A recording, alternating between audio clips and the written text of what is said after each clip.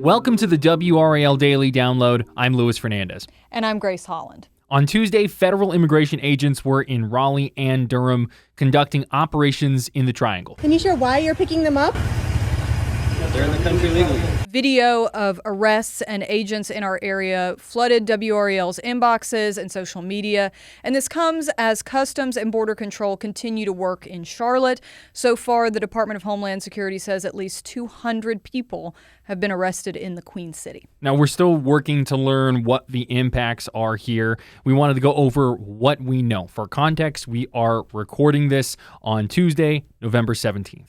Right. So, this all started around 7:30 on Monday night. That's when we started to hear some rumblings and see some reporting that Raleigh would see some action. And so our Capitol team, who is very well sourced, reached out to Mayor Janet Cowell, and she confirmed to us that we were going to see, or that she was hearing that we were going to see federal immigration agents on Tuesday. And she said she couldn't say how many of those agents would be here or for how long. And it really was a team effort. If anyone was watching our news on Monday night, we quickly rerouted our reporters and our coverage to really start looking into what this was going to mean. Now, we go into Tuesday, and as you might imagine, if you've been following along with these immigration enforcements across the country, there was suddenly a lot of user video, if you will, a lot of video on social media, a lot of tips from viewers who watch WRAL, who are just from the area in general, saying, hey, we saw so-and-so here. Hey, we saw this here. Here's some video of this. Now, I think it's important to note, especially during times like this, we don't just take anything that anyone sends our way and put it on TV. We go through a thorough vetting process. Sometimes that means reaching out to the individuals that send the video, kind of finding out more information about them, where they were, seeing if that matches up with what they're telling us, all of this. So there's a thorough vetting process that we go through. We don't just take anything and put it on, especially now in the age of things like artificial intelligence and things like that. It's important to make sure that what we are showing you from a user video perspective is truthful and reflects what the reality is on the ground in the Triangle as all this is happening. Right. And, I think one really great example of this, there was a video that we received that was saying it was at a Home Depot in the Cary area. And Ashley Rowe went out for herself. When she got there, she didn't see anything that was in the video, but she could tell by sort of some of the things that were set up outside the different displays, okay, yes, this is the place where this video was taken. So that just gives you an idea of how seriously we take this and look into these things. And of course, like I say, one of them, that was one in Cary. So we started to see videos coming in from Wake County and Raleigh, and then sending our reporters out, hey, we are hearing a tip about this. We're seeing this. Go check it out. See what you're seeing on the ground. But we also started to get tips about Durham County as well. And, we started asking about this, and we really got some clarity from the Raleigh mayor, actually, first. We'll just say that our law enforcement partners have confirmed that Border Patrol is in Wake County. So there have been several confirmed sightings in Durham County. And we are just encouraging everyone, if you feel unsafe or you see something that you think is illegal, to please call the Raleigh Police Department or your local jurisdiction. And then after that, Chris Lovingood had been texting back and forth with Mayor Leo Williams of Durham, and he confirmed, okay, yes, we are starting to see that in Durham. He was finding out, I think, in similar ways to how we all were, which was those videos in his city. And he told Chris that he got word from the governor's office yesterday that they would be in Raleigh, and he had a feeling that he might also see those operations in his city as well. Record and report and post to make sure that we can know where things are happening, what's happening. But I will say what's most important is that we are not antagonizing. We're not poking the bear. We understand the jurisdictional disadvantage, but at the same time, one thing that can't be taken from us is who we are as a community. So that's kind of big picture what we're seeing in the Triangle. All right, when we start to focus more on the street by street level, the neighborhood by neighborhood level, that's where some of our reporters start to get involved. Carly Haynes was one of those reporters. She was out in Raleigh near the Beltline. Neighbors told Carly they saw what appeared to be Customs and Border Patrol agents walking around in vests in unmarked cars. Here's what one neighbor had to say. Everyone was scared. I think everyone was put on edge, even if you are a citizen or not. It's just a scary situation to have someone, basically be kidnapped. Yeah, so it's, listening to that, it's clear that this was really something that people were not sure about when they, seeing this happen in your own neighborhood is kind of unsettling as you're kind of navigating what that means for your neighbors, for yourself. We also talked to businesses. That's another piece of this. We kept hearing people saying, hey, this restaurant or this shop isn't open today, and we'd go by and check and see. And there were some businesses that were, not opening because their employees didn't come in. Out of fear. WRAL's Heidi Kirk actually talked to a grocery store that was offering discreet delivery services. So they were actually trying to provide a service for the families that were afraid to go out and about their day. And so they were helping them get those groceries if they didn't want to leave home. She also talked to the owner of a construction company, and this was really interesting. His name is Stephen Perry, and he was actually out at this construction site by himself. He said he has a team of a little less than 10 people working on 2 different jobs, and usually he would have 2 workers who were with him on these townhomes that he's working on building. But they called out of fear, and he said that that was going to put him back quite a bit on being able to finish that project. It was more so disappointment. Obviously, they need to work. Holidays are coming up. They need to pay bills. And I felt bad for them simply because I know they have legal status, but the fear of being detained until that is proven is what scares them the most. And they don't want to be without their family for who knows how long until it's determined that they are legal and they can't stay.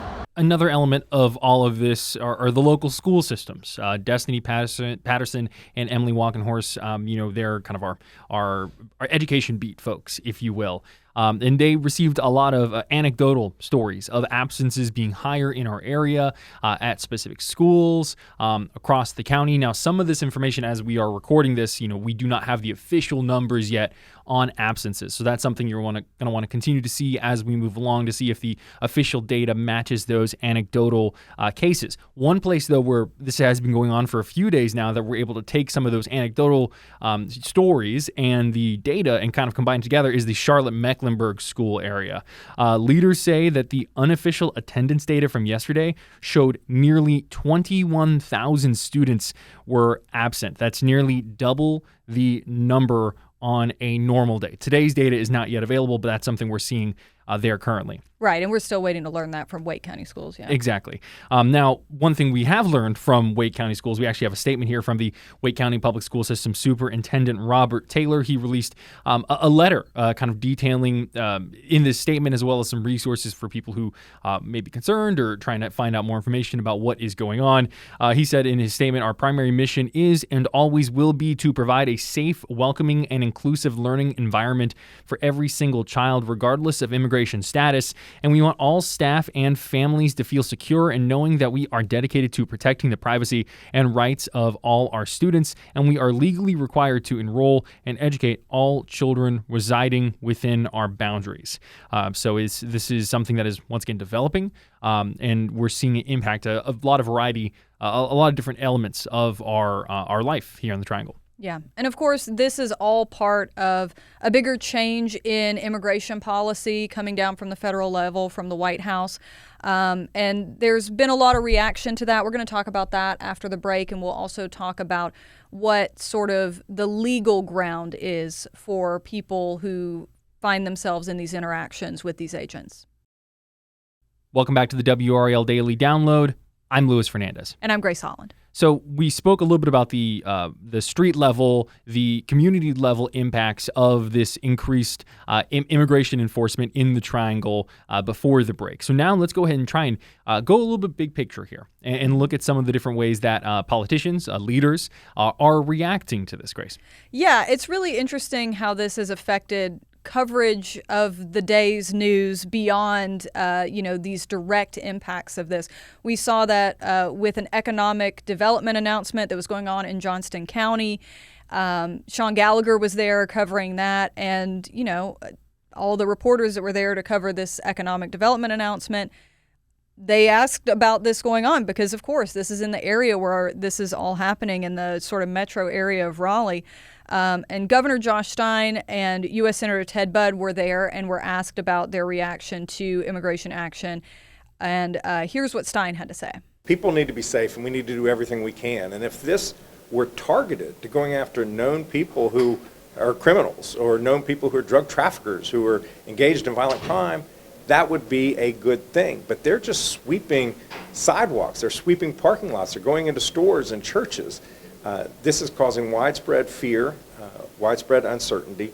This is not about public safety, and I wish that it were. Senator Budd had a different reaction. Keep it focused on that. Sir, first of all, that's something that we're observing right now, and we're getting all the information on that. But we want to keep it focused on the economic growth, which is why the governor and I are here today. Now, Senator Budd later released a statement kind of going over his thoughts more completely. He said, quote, "America is a generous country, but we must ensure that those who come here to do so legally. We must enforce America's immigration laws after years of Joe Biden's open border policies invited a flow of drugs and crime. Border Patrol's operations have resulted in the arrests of several individuals with criminal histories or who had previously been deported. Responsible enforcement measures carried out in an orderly manner are critical to protecting American lives and our communities here in North Carolina." Right. I think that just gives you sort of the basic overview of where the two parties in our state stand on this. Of course, a lot of differing opinions. Another question here, though, is how does this process work? And we got some insight from UNC Law School. We got some insight from UNC School of Law immigration professor Aisha Jain. Here's what she said about how exactly this would play out. Well, the question is, how does somebody know at the first moment that they're being stopped whether or not what their immigration status is or whether or not they have a criminal history? So certainly, I think that the government's within its legal rights to say that if you're not here lawfully, and we can also establish that you're someone who we want to prioritize for removal. I think that's been well within the government's scope of their legal authority for some time. I don't think that's really in dispute. I think the question is, how are they going about determining who they're going to stop? And at the end of the day, like you said, we're talking about this on Tuesday afternoon. We're not really going to know the full impacts for maybe 24 hours, maybe till the end of the week. It's really unclear because we don't know how long these operations are going to be going on in our area. WRAL is, of course, trying to figure out how many arrests have been made at this point. We don't have an answer on that. We did ask Customs and Border Protection, and we will continue to bring you updates on that and any other details that we learn. Yep. Be sure to check out WRAL News Plus, WRAL.com, the WRAL app, and of course the newscasts and things just like this. I'm Luis Fernandez. That's Grace Holland. Thanks for joining us, and thanks for listening to the WRAL Daily Download and for making us part of your morning routine. Another great way to get WRAL news is the Morning Briefing newsletter. It's a daily email with Triangle news, events, and headlines to help you get ready for the day. Sign up at WRAL.com/newsletter.